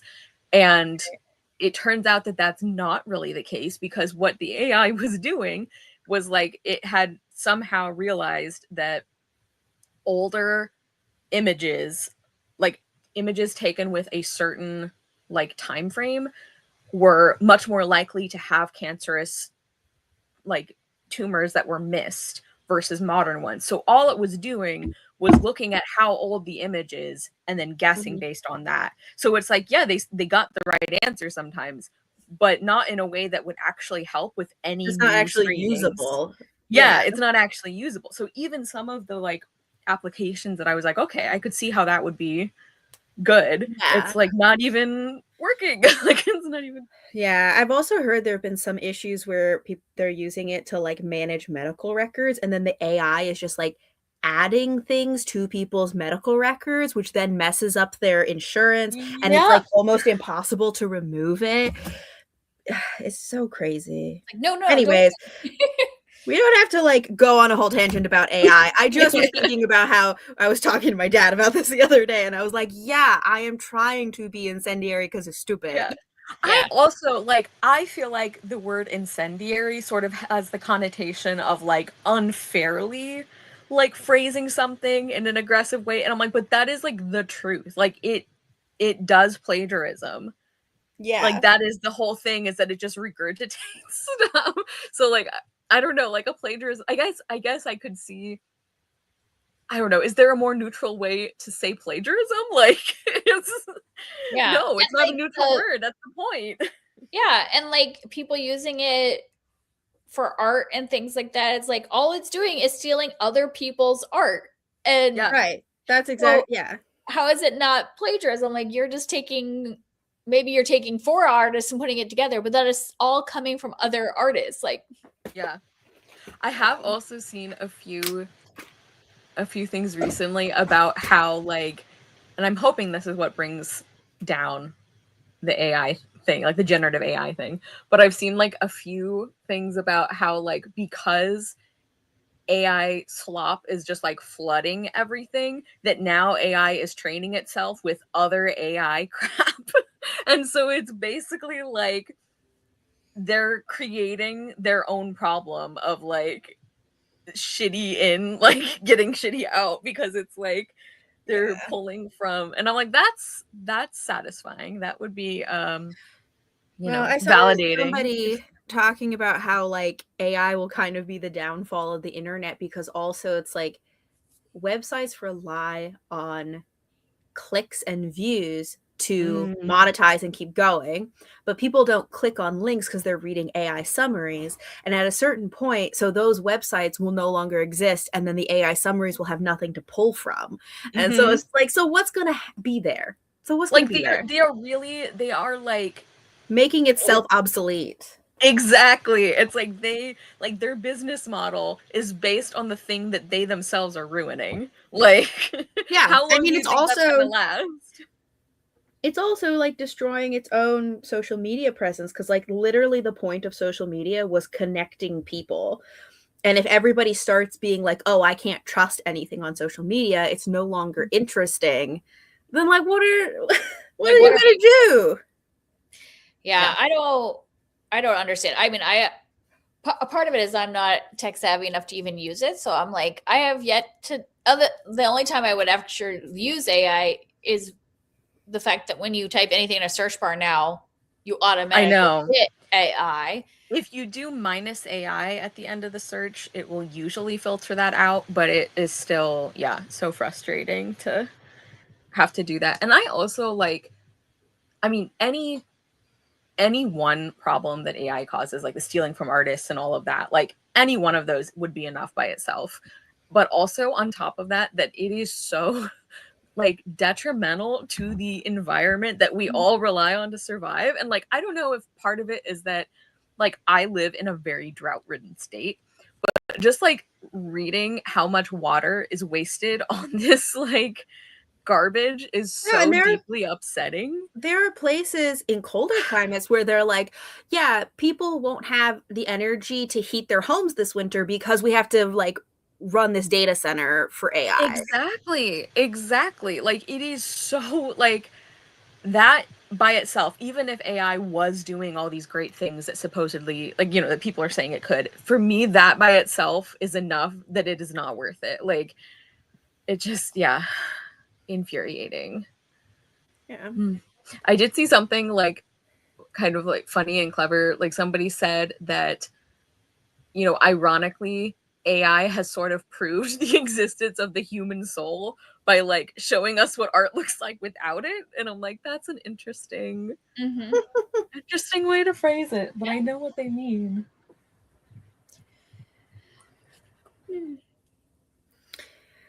But yes, so to answer your question, I have not gotten my loan back. Okay. I was like, what was your You went on a Libby rant, but okay, yes, you have Libby has not given you a drop of corruption yet. Well, I finished it. I feel so bad because I pushed you to like wait because I hadn't started it yet. And then I finished it and yours got taken away. It's fine. Don't worry about it. I will read it whenever I get it. It might not be till January, but I will talk to you about it whenever I get it. Okay. Well, and I ended up reading it a lot faster than the first one because I think the first one took me that's why I kept pushing it back because I was like, oh, it's taking me so long to read this first one. It'll take me just as long to read second. But I think it's because the world took me a long time to get into in the first book, like understanding everything. Yeah, when I was reading, I mean, I did start the second one before my loan went, and like I think I was going really slow because it wasn't just that I was waiting for you, because I think we had talked about like, oh, we'll just read it, asynchronously and then talk about it later. So it wasn't just you. I was reading it really slowly, I think because I was having a hard time getting back into the world because I haven't read it in a year, Yeah. Where I had just finished. So I was like, okay, I already understand the different levels of the empire, like the rings of the empire and the different. Yeah, I barely remember anything. So yeah, there's just like so much in that world that like it took a long time for me to get into the first book. Yeah, I mean, that's one of the things I like about his books is that he has very creative, interesting worlds, but it does make it a little harder to like get into it sometimes. But did you read Foundry Side? Because now I'm like wondering if I should read that. Yeah, I read that. The whole series? Yeah. Okay. Wait, did you say you've read it or you were thinking of reading it?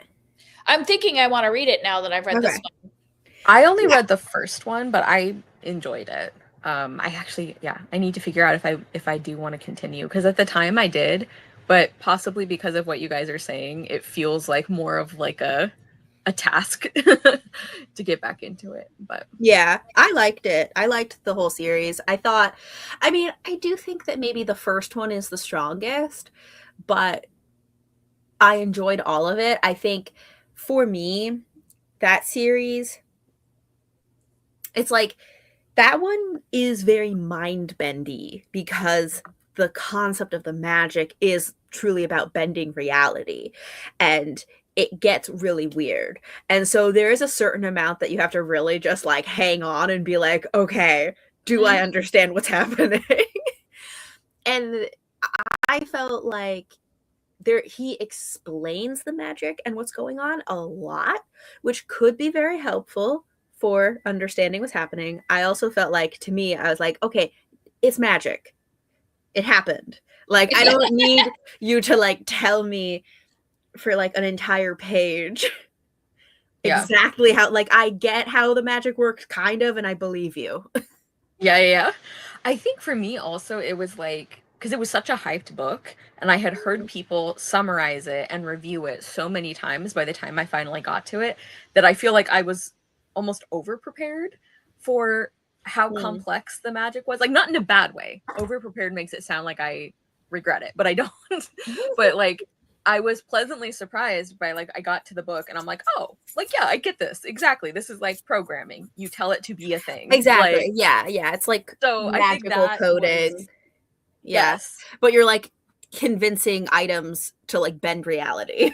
Right. You're telling it has characteristics it doesn't. And so by doing that, it now has those characteristics. Like, still a very cool concept, but I was like worried by the way people were talking about it that it was going to be like unintelligible, and I didn't find that. No, it's definitely understandable. It just might take a second.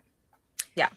And like I said, I had the benefit of hearing people summarize and review it many, many times. So I think that definitely sort of prepared me. Yeah. For the like setup. Yeah, which I haven't heard people talk about it lately, so it would be newer now. I don't know. I'm trying to find in 2026, it's my goal to find the happy medium of reading series, because I find I can't wait too long, or else then I feel like that I would have to restart, and then I'm like, do I really need to reread this big book? You know, and so I've given up on a lot of series because I'm like, oh, I have to go back and read this first one that could be like a 600-page book or 500-page book, and then I don't do it. But then if I go too quick, then like if I go one after another, I find that then I like set it down in the middle of a book. So I'll be like on book 3, and I'm like, okay, I'm getting tired of this series. So then I set it down in the middle of the book and then take months to read that one. Yeah. So I need to figure out this happy medium of like, do I wait like a month between them or a couple months? Like, what is the space? Yeah. I am just barely. Oh, sorry. Go ahead, Huck. Okay. I was just gonna say that this is something I've thought about too, because this year I've been really trying to like binge series, and not binge like I have to read them all immediately back to back, but like just trying to get that like consistently read through series and finish series by the end of the year. And I just also have been kind of thinking about like what's the optimum time, like, amount of time. And there are some where, especially if it was like a trilogy. Sorry, I just heard something where I sometimes, if I was like really into it, I'd be like, yeah, I'm just gonna like truly binge this whole series in 1 month and read them back to back. But then also like I was reading all of those Sharon Shin books this year, and I did like, they were longer series, and so I was like, I do one every month, and that worked well. I think one a month is really, to me, I feel like that is a good, if you want to space them out.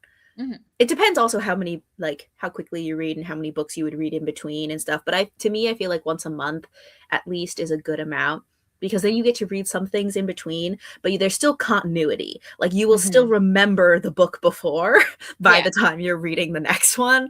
So yeah, because I'm like, I love the continuity of it, but I also am like, I don't want to just read everything back to back because I get tired of it.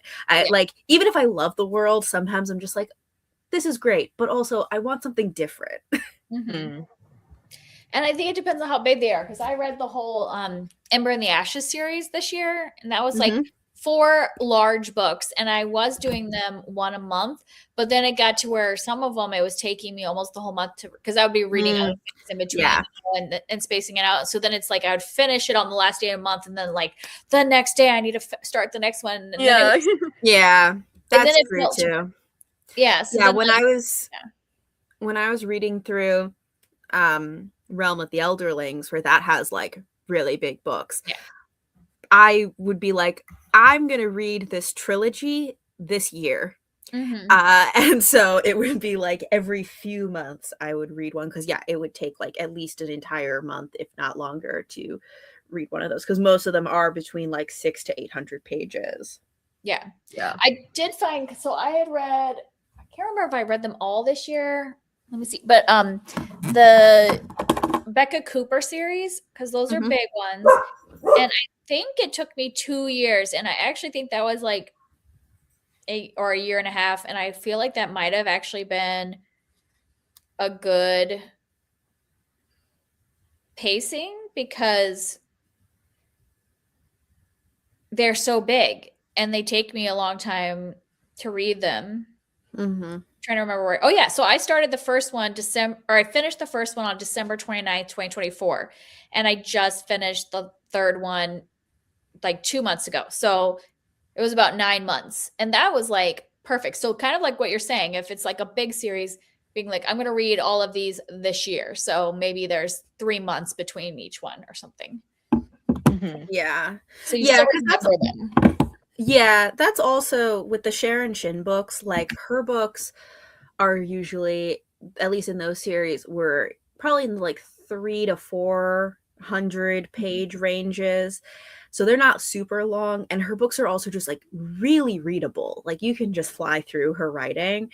And so it was also easier to do one a month because they were not like really long. They're not really dense. They're really just easy to fly through.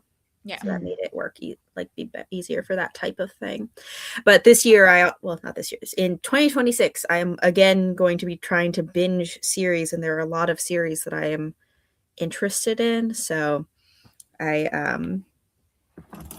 have also been thinking about like how quickly am I reading these? How many series am I committing to at one time?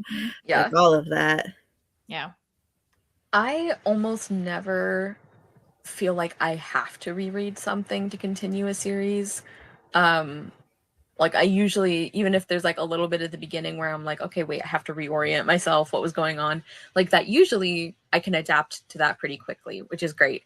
But once in a while, like I I struggle to accept that I actually do need to restart a series. And I'm like finally getting there with the Witchlands series by Susan Dennard. Which I have been loving. Like I really enjoy the books, but I'm like, if I'm honest with myself, I probably knew by like the second or third book that I needed to restart because just so much has happened, and some of the books I think were delayed a little bit, which is like not their fault, not the author's fault, obviously. But I'm like, I only just realized that the most recent book actually just came out like a month or so ago, and I'm really excited, but I'm like, oh wait, I remember nothing. There's like so much going on and I remember almost nothing about it, so I really probably need to restart, which like is not a bad thing. Like I really enjoy the books, but it's just I'm not used to feeling, I don't know, I'm not used to having to do this, and so I'm kind of like grumpy about it, even though I shouldn't be. Yeah. How long is that one done? You said the most recent one is that the last one? I thought there was going to be one more book, but now I'm not sure because I think it might have been one of those really frustrating publishing situations where like the author wrote it for a certain number and was planning it for a certain number, and then at the last minute the publisher is like, actually no, you don't get that many books. So let me look. Actually, is this the one that starts with Truth Witch? Yes. Okay.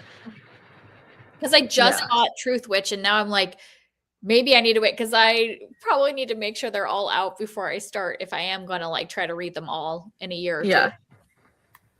Yeah. Okay, I don't see it. I don't see, like, normally in a summary for the last book, it'll be like, in this thrilling conclusion. Yeah. So I don't see that. But as far as I know, book 5, which just came out, I think maybe is the last one. Okay. I think. Because I started, I always am hesitant. Like, do I read the books that come out? Because, part of authors getting all the books in their series is people buying the books so that they get their series. But then I start something and then I'm like, well, now what do I do? Because it's a year before it comes out. Like I just read the Stephanie Garber new book, Alchemy of Secrets. And in my review, I was like, Well, now I wish I hadn't read it because it definitely had a cliffhanger and definitely needed to, because sometimes you can read a book and you could be like, okay, I'm satisfied. I wouldn't have to continue. But this was like, I feel like I've wasted my time if I don't read the second book because it is not a full story. And now it's going to be a year to wait for the next one. And I'm going to have to probably reread this one again because I don't have like a great memory. And so then it's like, I should have just waited and not bought the new book and not read it right after it came out. Like, But it's like I also want to support the author and like encourage them to keep writing a series. So it's very hard to figure this out. Yeah, I was thinking about that with the most recent essay Chakraborty series, The Adventures of Amina al-Sarafi, because I really want to read it, but I want to binge the series. And so I'm like, I don't want to read them as they come out. So I did buy the first book, but I haven't read it because I'm waiting. Like the second, it's been like 2 years at least since the first, was it 2 or 3 years since the first book came out? It's been a while. And the second one is coming out in 2026. And so then I'm like, I don't know when the third one's coming out. And I'm like, I want, but also, I mean, S.A. Chakraborty, people are going to buy and read her books. Yeah. I'm not super worried about her like losing a book deal over me waiting to binge the series. Right. And like, I think smaller authors I could see. Yeah, that calculation is definitely a factor for me as well. And there are definitely ways to sort of work around it or like mitigate it. Like you can, I don't know, you can maybe like request that your library gets it, even if you're not planning on reading it immediately. You know, like there are things that you can do, but it is kind of like, it's still hard to split the difference of like, I want to support the author, but also I care about what my reading experience is going to be, you know? Yeah, it's also something I was thinking about with pre-ordering books, because I'm like, you know, I like pre-ordering books to like, you know, hype up and support authors that are coming out with new books, especially like debuts and stuff like that. But then in years that I've done a lot of pre-orders, I just end up with a lot of books and then also a lot of books that like, I don't know, especially for like debuts, it's harder to know if I'm actually going to like them or not. And so like kind of like this year I've been a little more reserved with my pre-orders. And so I'm like, I kind of have to balance being like, well, I want to support that these new books are coming out, but I also don't want to just end up with a bajillion new releases. And then I don't know. Yeah,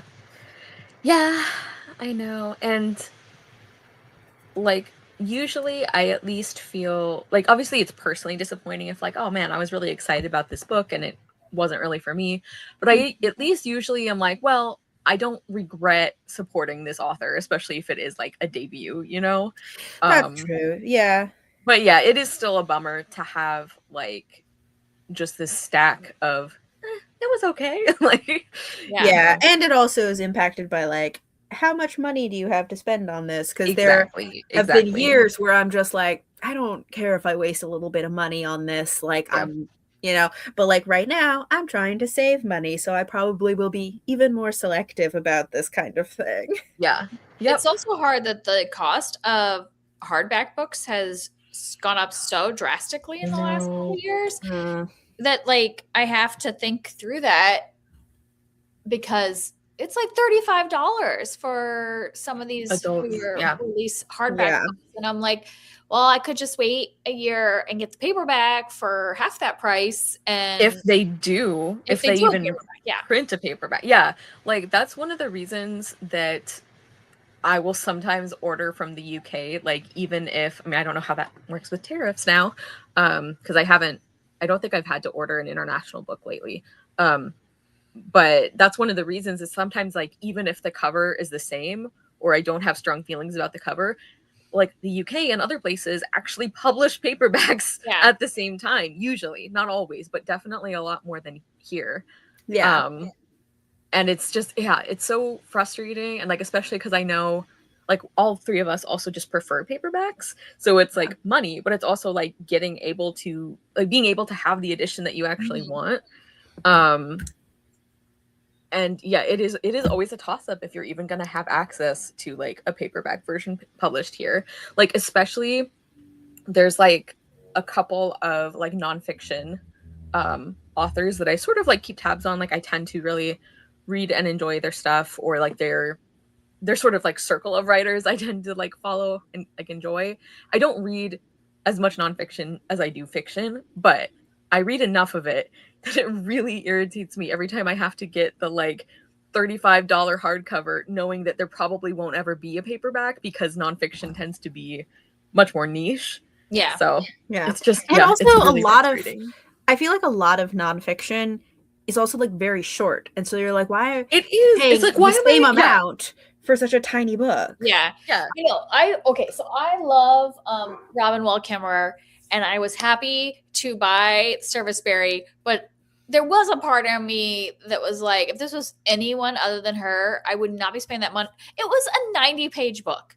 Yeah. And it's like this big. And I was like, I really just spent like $30 on this book that Yeah. was like an hour audiobook or something. It was ridiculous. And Yeah. I'm like, the only reason, but I'm like, because it's her, I'm like, I do want to support her. Yeah. But yeah, that is and ridiculous. Sorry, go ahead. It's like just ridiculous that for that size of book. It really is. And like there's kind of similar feeling with some like graphic novels and stuff, but at least with those, like there's like the art and the printing and the color, like having so many colors in a book, like to me at least makes a little more sense why it's like, okay, it takes you a couple hours to read it, but it's way more expensive to produce this than a book of text. But still don't know that it's that much. Like, I always feel a little conflicted about graphic novels because I'm like, there, like you're saying, there's like, first there's the author and the artist, so that's more people working on it, and there's the art and all of that. But then as a consumer, I'm like, this, even if it's very long, it's like, this takes me not even a quarter of the time. Like it'll take me like a 16th of the time that it takes me to read a regular book. And so then like, does it feel worth it to spend so much money? And I'm like, I feel very conflicted about it. Yeah. I am like selective. Yeah. What's that? Probably what you're about to say. It has to be like a favorite author. Yes. Yeah, like I am selective enough with the graphic novels that I buy that it's usually like an author that I already love or that I am very, very sure I'm going to love. So I don't feel like I end up with as many disappointments, but it is still like, it's a lot of money, you know? Like, I do like so my kids are both into graphic novels, but in different ways that I feel a little bad because with my second grader, I would buy her a graphic novel, like a ton of graphic novels, because she will read them over and over and over again. Like the amount of times that I have read Cat Kid Comic Club is like, it is definitely paid for itself. Like, and she just reads them over and over again. Where my 10-year-old, I'm like, did you even look at the art? She sits down and reads a graphic novel in 30 minutes, and then she's like, done. And then it like never gets opened again. And I'm like, well, I would spend more than a half hour on a graphic novel because you want to like, I'm like, you have to spend time in each page looking at the art. Where I'm like, she just zooms through it. I'm like, you're a library graphic novel. It's like that's what I was gonna say. I feel like graphic novels are a really good situation for libraries because of that exact reason. Like you have to savor it. If you're gonna buy it, like let's sit with this art and enjoy it. Take it in. Did you see that there's a Raven Cycle graphic novel now? I did not see that. Interesting. Personally, have you read it yet? I am not going to read it, just because it's the exact same story. And I would prefer to read the book than read a graphic novel. And a lot of times with books that I've read, like I know I'm in the minority here. I don't want art of the characters. I don't want fan art. I don't want official art. I don't want another like image of what the characters look like. like, I don't want to see them. I want to imagine them how I imagine them. And I know that I'm in the minority. Most people love fan art, and that is great, but it is not my thing. And so I am just like, you know, for people who want to read it in a graphic form, that's great. I'm not planning to read it because I don't want to. I just want to imagine the characters the way I imagine them. I really like seeing fan art a lot of, especially for things that I feel like have a smaller fandom. It's like really exciting to see like visual representations of characters I love, but I also don't tend to, most of the time, I don't tend to like get excited about or pick up official graphic novel versions of stories, and I think it is for that reason, that it feels more canon, you know, because it's not fan art, it's like the officially licensed. And I'm like, no, like because sometimes it's great, sometimes it's like, oh wow, this is exactly how I pictured them, or like I really like this image of this character, that's how I'm gonna picture them now. But sometimes I'm like, no, I do not accept this, like I want this out of my head. Like, so I get you. And I think when I don't know, the thing with graphic novels is if it is a story written to be a graphic novel, you are like catering that story to that medium. But when they take something that was a novel and they make it a graphic novel, sometimes it just becomes hollow and really was not meant for that medium. And so then it is like you're just doing it for the art as opposed to condensing the story down in a logical way. Because I've read some of the what are they called? The like Shakespeare graphic novels, and I was like, this was horrible. I'm like, this does not actually, like, I'd much rather just watch the play, because then you have a visual, where this was just like lost a lot of the meaning of the like writing and so like that. So it just depends on how they do it. Like if it's gonna and it makes sense version. It makes sense because like narration for like text, like print books, like the narration is such an important part of like the writing style and the experience. And like sometimes you get some narration in graphic novels, but like it's not the like overall framework that it is in those, as compared to like I don't want to say regular books, but you know what I mean, like prose, like books. And I agree. I think that there is sometimes like the crossover, you can't just copy paste. Like not every story translates seamlessly to a completely different like focus, because it's not just like adding art. Like there are certain storytelling techniques that are different. Like one of the things that I notice about graphic novels that I really enjoy is when they use the graphic novel format, and sometimes this is in adaptations of novels, but like they use the graphic novel like unique quirks of that style to do interesting things, like the way that they'll show, I don't know, this is like a superficial example, but like the way that they'll show like text messages or like IMs or something like that. Like there are things that are unique to graphic novels, and I like when the artist and the writer uses those. Like I think that's cool, and I think it's not a bad thing to have different mediums do different things. Like it's not just like an easy copy paste it over and everything reads the same.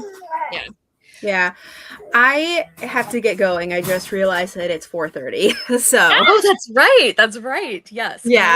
Merlin needs his dinner, so he is getting upset, and I just realized why. Sorry. Merlin, it's our fault. So we're going to wrap up here. Thank you for anyone who's hanging out with us or who watches this back later.